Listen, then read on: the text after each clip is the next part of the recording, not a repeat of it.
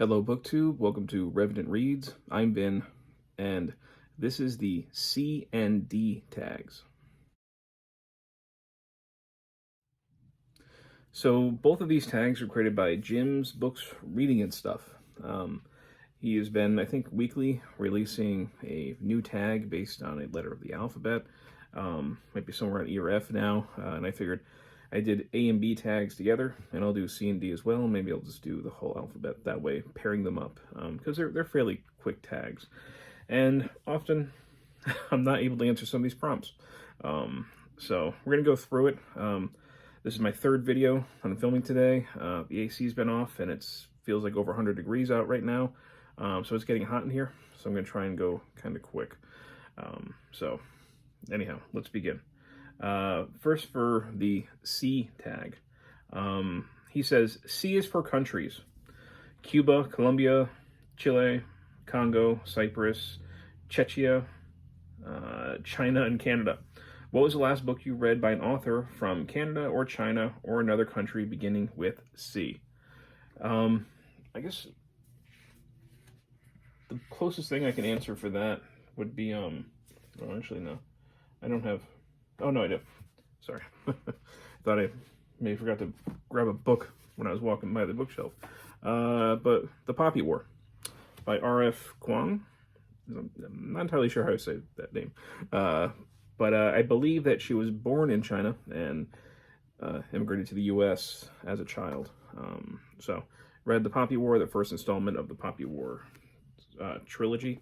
I wasn't crazy about this one. But from what I've heard, it seems like the second one is better, or at least according to Steve over at Steve Talks About Books and Stuff. He read the second one and had a lot of praise for it, so maybe I'll continue on with the trilogy at some point. But I guess this would be the most recent book that I read by an author from a country that begins with C. C is for Canine and Cat. Show me yours. I'll insert some footage here. And here's Shelby. Here's Shelby. And here's Asher, catching him napping.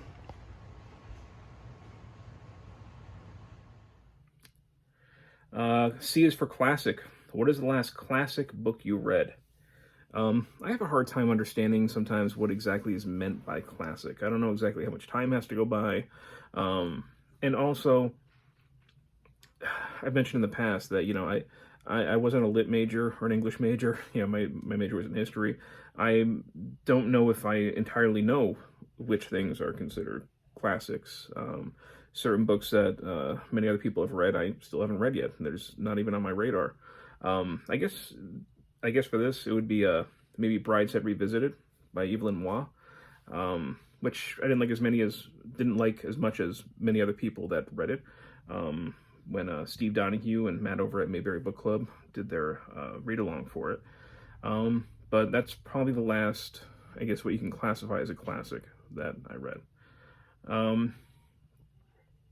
C is for children's book. What was the last children's book you read for your own enjoyment? And I guess that would be Peter Pan by J.M. Barrie. And that was for middle grade March, just a few months ago. C is for coloring book. Adult coloring books are a thing. Have you tried one? What are your thoughts on this? I have not tried one. I see some people seem to really hate the idea, but I'm fine with it. I have no problem with adult coloring books. It's totally fine with me. I can understand how it can kind of, you know, be almost maybe therapeutic or just something to kind of pass the time while maybe you're watching something. I don't know. I don't see an issue.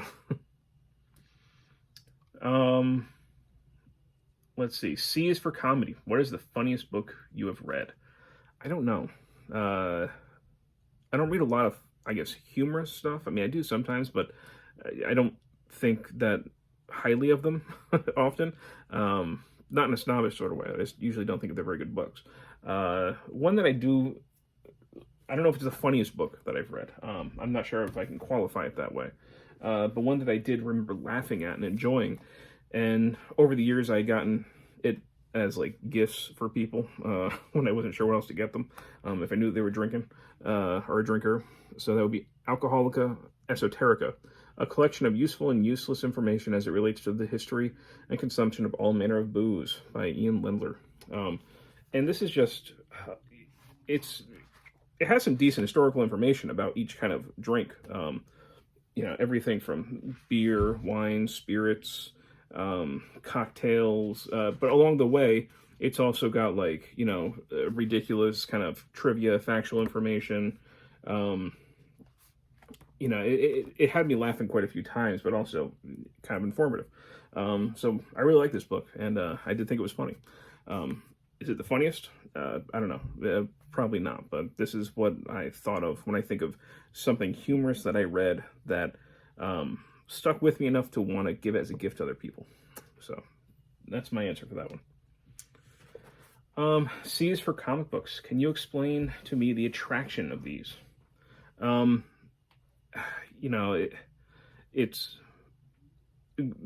growing up a comic book reader before you had a Marvel Cinematic Universe. Comic books were creating these amazing images, these larger-than-life feats inside your head, doing it through the panels, through the artistry, and painting just these unparalleled, often action sequences, and pulling on basically creating a modern mythology out of it, with references that, you know, just about anybody could get. You know, we all know about what happened in the alleyway to Bruce Wayne's, you know, mother and father. We know certain things. We know the mythology behind Superman, or you know, it was Spider-Man. You know, great power comes great responsibility. Comic books help to create a modern mythology for our times, that were more in keeping with our own times than like Greek mythology or something like that, you know. So rather than try and take an older mythology and retrofit it into, or I'm not even sure it's retrofitting, but try to anachronistically put it within our own context in kind of a, you know, you think of something like Joseph Campbell, you know, make myth functional and metaphorical and make it mean something to us. Comic books were doing that for decades. You know, drawing upon our imaginations and often commenting on our world around us. And I fell in love with them as a kid. But also, you know, they do have certain advantages over writing. I think with the visual storytelling, like in literature, you can't really show like prolonged awkward silence. You can say it's there, but in a comic book panel, you can show it. You can show the tension of silence between two people, and you can, throughout the boxes, you can almost count the seconds that they're going on. And then the release of tension and an explosion. You know, you can break through panels to, you know, to show the force or the impact of something. It's just in a wonderfully creative medium to tell stories. Sometimes larger than life stories. Sometimes it's about, you know, dudes in spandex with underwear on the outside, which I'm still totally down for. That's totally fine. And sometimes it can be much more serious. You know, you can deal with things like war trauma, you know, or oppression or memory. There's all different sorts of things that you can do with comic books. But I just think they're a wonderful art form. So anyway, that's my rambling answer to that. This next one is less rambling. C is for cookbook. Do you have a favorite? No, I do not. So that ends the C tag. So now I'm going on to the D tag. He says, D is for doll. What is your favorite book by Roald Dahl? And that would be The Witches. That was one of my favorite books as a kid. I remember being in second grade and just sitting out on a lawn chair out in the grass and just reading that thing for hours, almost back to back. I read it in a very short amount of time. But I love The Witches, and that one's always stuck with me. So it's a lot of nostalgia attached to that one. D is for Doctor Who. What is your favorite book about time travel, or who is your favorite Doctor Who? Mine is Christopher Ecclestone. I have to say I didn't have much exposure to Doctor Who. I have interest in Doctor Who. I've been told I like it a lot. I do like sci-fi. I'm a big Star Trek fan. I just haven't gotten around to Doctor Who, and I really haven't gotten around to watching a lot of series just because I don't have the time to watch series. That's why I usually stick to movies. 90 minutes, I'm in and out. It's a much shorter time investment. But favorite book about time travel. I don't think I've read a lot of books about time travel, but I'm just going to go with the old classic, H.G. Wells, The Time Machine. It stands up, stands up to time. I still love that book. So yeah, The Time Machine. D is for dark. What is the darkest book you have read? This is kind of difficult for me to judge. I am a horror fan. I don't extensively or widely have read tons of horror literature. When I say I'm a horror fan, I really mean that I am especially a horror film buff. And horror fiction is something that I've been pulling into my reading cycles and reading habit over the last couple of years, but I don't consider myself at all anything more than a novice in that. And that kind of stuff, that darkness, I can very easily compartmentalize as fantasy. So when I think of the darkest book, I'm thinking like nonfiction. I'm thinking the real stuff. So, I mean, more recent, this past year, I read The Rape of Nanking by Iris Chang. And the stuff that happens in this, the stuff that really happened to thousands and thousands of people over a 6-week period, worse than anything that you would find in a horror novel.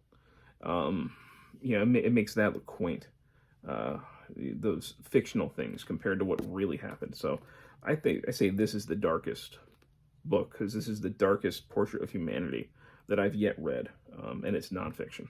So that's what I'm going to say for that one. D is for Dickens. How many Dickens novels have you read?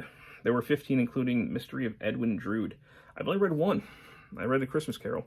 I'm interested in reading others, but I just haven't gotten around to it yet. It hasn't been a priority of mine yet, but I'm interested in reading more. But so far, only A Christmas Carol, which I do like. As a reading, I think it could be, maybe edited a little bit for a more modern sensibility. But I always love watching adaptations of it around the holidays. So. D is for dictionary. In these internet years, do you still use physical or paper dictionaries? Sometimes. Sometimes, if it's a very descriptive dictionary, maybe gives me a little bit of historical context, then yeah, I do like that. If it's just a simple word definition, then no, I don't bother. But, I do sometimes consult paper dictionaries, but not very often. D is for dagger and detective. What is the last detective novel you read? Well, that would be Legion by William Peter Blatty, the sequel to The Exorcist, where we have Detective Kinderman after somebody who appears to be killing people in the manner of the Gemini serial killer who is supposed to be dead. So that is the last detective novel that I read. D is for Dostoevsky. What is your favorite Dostoevsky novel? Don't know. Haven't read one yet. Have not read a lot of Russian literature, so can't really answer that one. D is for diversity. Which book from your reading ticked the most diversity boxes? To be honest, I don't even know which boxes go in a diversity checklist. I'm guessing race, ethnicity, sexual orientation. I am a fairly liberal individual, but I don't think of my authors necessarily in that way. I don't inquire about their sexual orientation, even about their race, if it's not pertinent to the book itself. It is not something that I consider all that much. I don't seek out people who are just so vastly different from me just for the sake of it. I see if the book interests me, and then whoever the author is, I don't really care that much. I'm looking at the book, so I really can't answer this. I mean, I've read books by, non-white authors, but I don't know much else about their background. I don't know if they're non-binary or if they're, if they're gay, lesbian, or anything like that. It just doesn't interest me enough. So I really can't answer this. And the last one is D is for drawing. Who is your favorite visual artist? I don't say that I really have a favorite visual artist. I definitely have artists that have caught my eye over the years. Certainly many comic artists when I was, avid comic reader that I followed. But, you know, just going back into history, I've always liked Baroque paintings. Especially I really like Caravaggio. You know, he did a lot of biblical beheadings. I'm not sure if that's exactly why my horror sensibility, why I like him. But I like that chiaroscuro, the you know, that the striking difference between light and dark. I like a lot of the pre-Raphaelite paintings. The kind of fantasy aspects that they would evoke. Goya's black paintings I always really liked. Like it was men eating soup and witches' Sabbath and Saturn devouring his children. That all just kind of comes from my love of like horror and fantasy and things like that. You know, one artist that had a big impact on me was Stephen Gamble from the Scary Stories to Tell in the Dark series. His illustrations were just the most wonderful nightmare fuel when I was a kid. And another artist, not because he's a great artist, but just because I love his sensibility and his humor, and that would be like Edward Gorey. Some like the Ghastly Crumb Tinies, where he goes to the alphabet, and it's all about how these various children met their end. And it's it's just this lovely, wonderful, dark humor. Got you know, he's extremely an influential artist as well. Like A is for Amy, who fell down the stairs. B is for Basil, devoured by bears, or assaulted by bears. I'm sorry. C is for Clara, who wasted away. D is for Desmond, thrown out of the sleigh. I like this kind of humor, you know, and this dark humor, and it made into like almost like a, you know, an alphabet primer for children. And it is like his sensibility, this kind of, you know, almost like an Edwardian age that he illustrates people in. You know, you can see his influence on a lot of things. I think one of the most striking ones is the 9 Inch Nails video for The Perfect Drug. One of the most expensive music videos ever made up to that point. But if you look at it, they're evoking, or they're actually drawing upon Edward Gorey. So just another illustrator or artist, visual artist I like. And that's it. That does it for the D tag. So I finished the C and D tags. All right, and thanks to Jim's Books, Reading and Stuff for creating it, creating both of these. And yeah, that's it. Until next time, thank you, BookTube.